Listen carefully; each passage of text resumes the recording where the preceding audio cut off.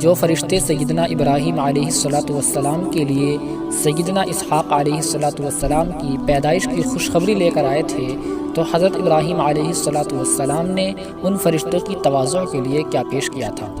یعنی جس وقت حضرت ابراہیم علیہ السلام 100 برس کے ہو چکے تھے تو اللہ تبارک و تعالیٰ نے فرشتوں کے ذریعے ان کو خبر پہنچائی کہ آپ کے ایک بیٹا پیدا ہوگا، آپ ان کا نام اسحاق رکھنا۔ تو جس وقت یہ فرشتے آپ کے پاس پہنچے تو آپ نے ان کے سامنے بچڑے کا گوشت پیش کیا۔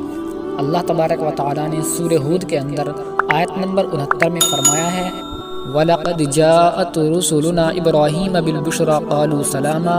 قَالَ سَلَامٌ فَمَا لَبِثَ أَن جَاءَ بِعِجْلٍ حَنِيذٍ، یعنی اور ہمارے بھیجے ہوئے پیغمبر ابراہیم علیہ السلام کے پاس خوشخبری لے کر پہنچے اور سلام کہا، انہوں نے بھی جواب میں سلام دیا اور بغیر کسی تاخیر کے گائے کا بھنا ہوا بچڑا لے آئے۔